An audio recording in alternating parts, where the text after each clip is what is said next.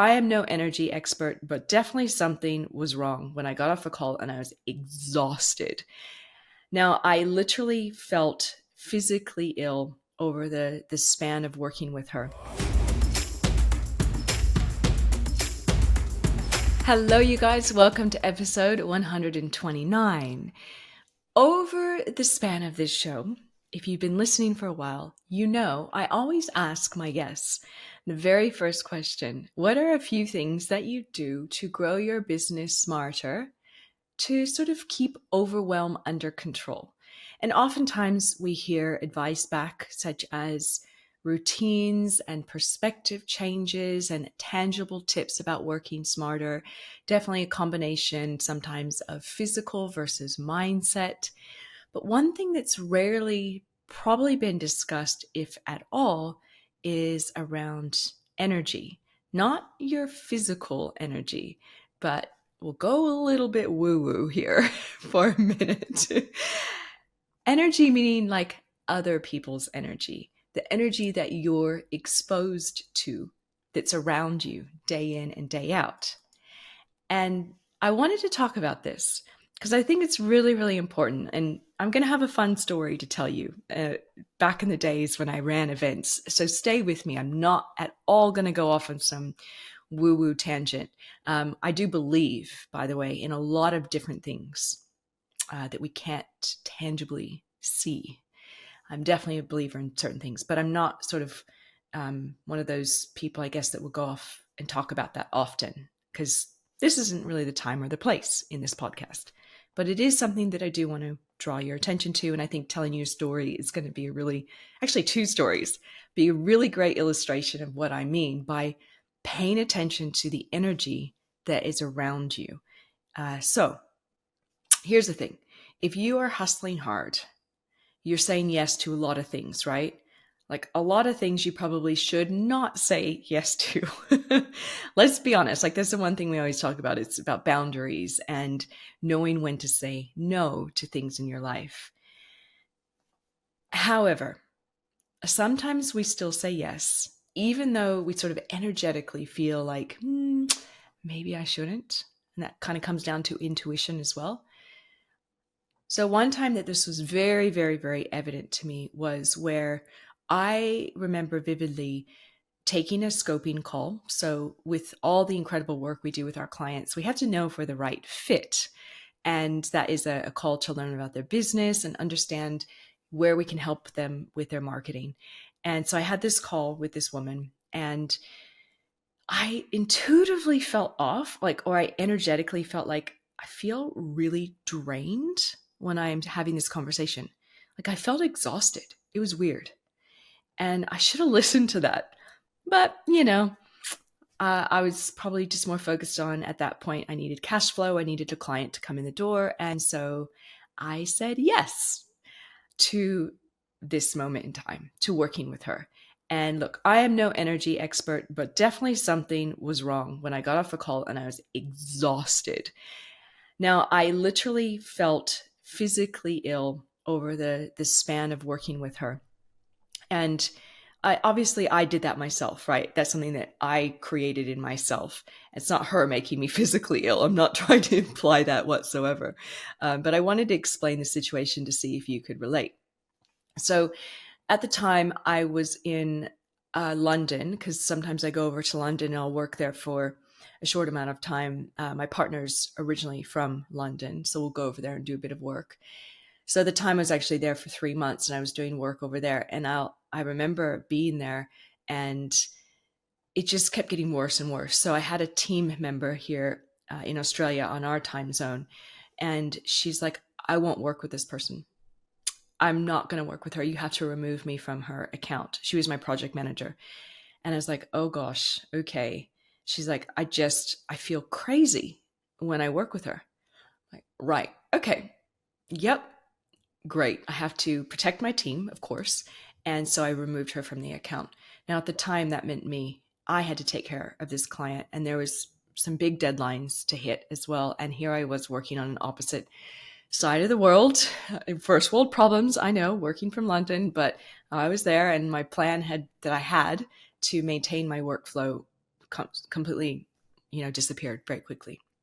So here I was working back with this client where I felt exhausted after every single exchange that we had. And I remember physically starting to get sick as well. Like I felt nauseous. I started having heart palpitations. I don't know what I was doing to myself and what was going on here, but it just progressively got worse.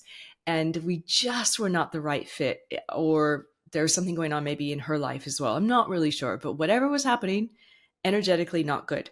I was drained to the core where I was starting to get physical symptoms. And I'll never forget it because I was just with a time that was supposed to have, fun as well. I was supposed to be having some fun over there because it was the middle of summer for London. It wasn't. I felt sick. I felt drained. And I'm sure I'm not the only one affected by this, right? I'm sure you guys are here. And I know that some of you listening to this you're actually practitioners in health and wellness too. And you're probably like, I know exactly what was going on. Well, for me, it was a lesson in saying no to things where I knew energetically, intuitively, I should not have. But I'm sure there's other things here too that maybe you could read into.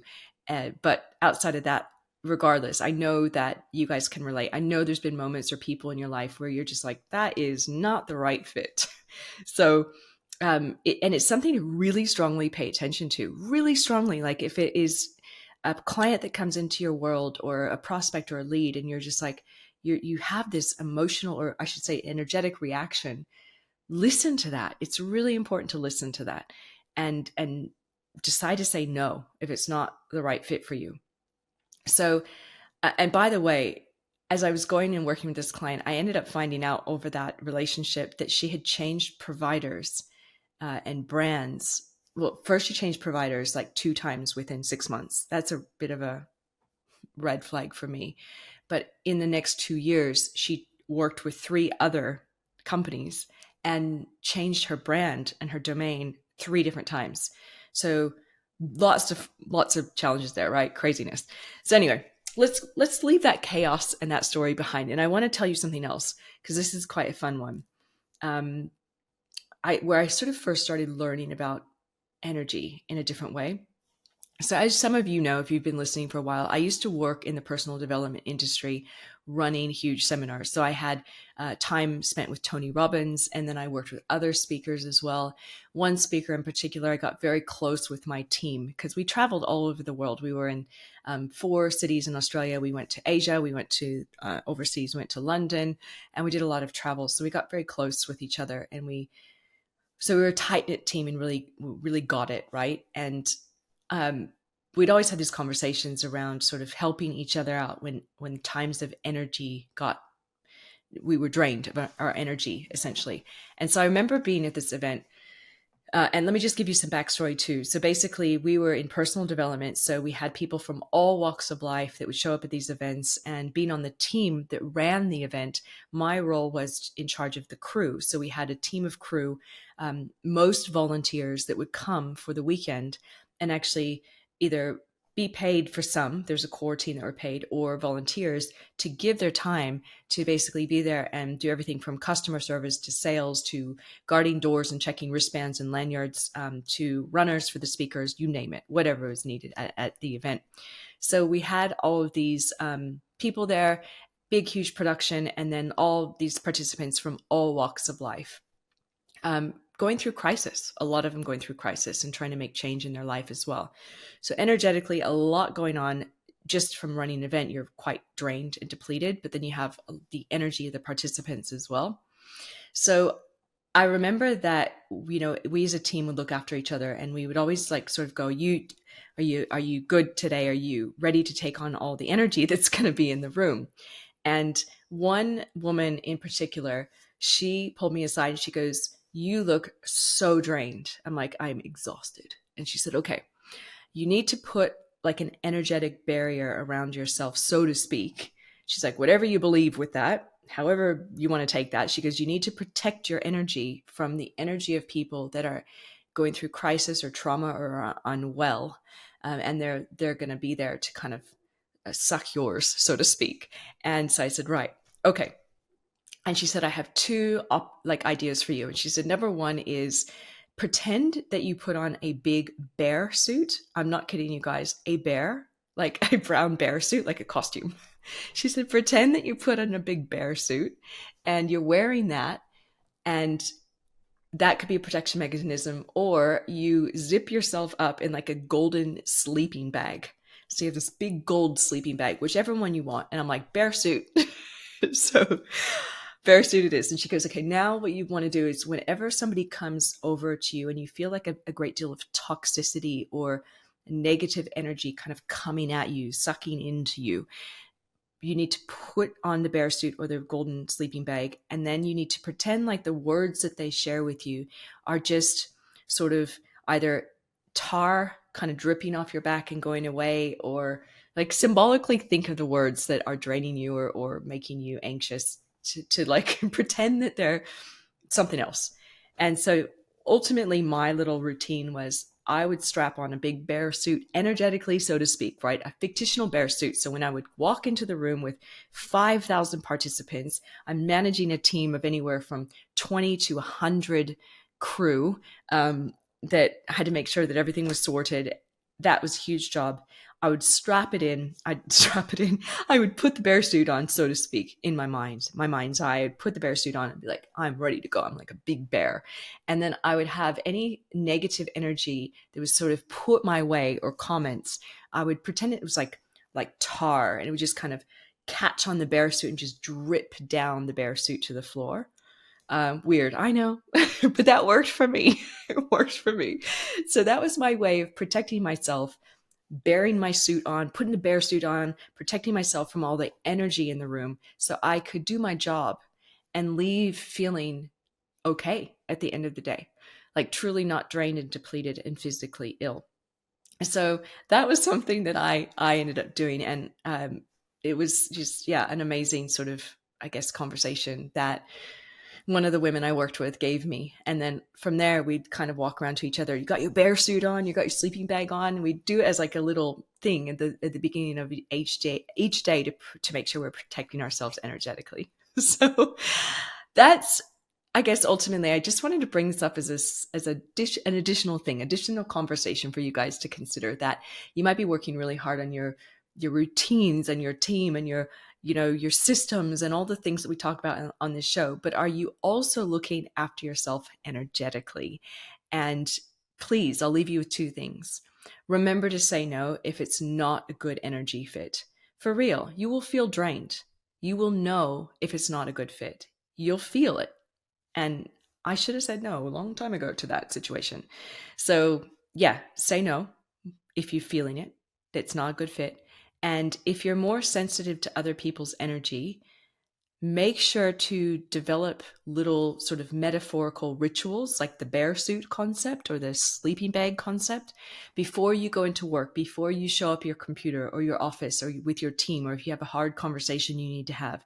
Put that metaphorical protection on. Picture the words that come at you that are not good, well-serving for you. How are you going to kind of deal with them energetically? Are they tar? Are they little feathers that float off?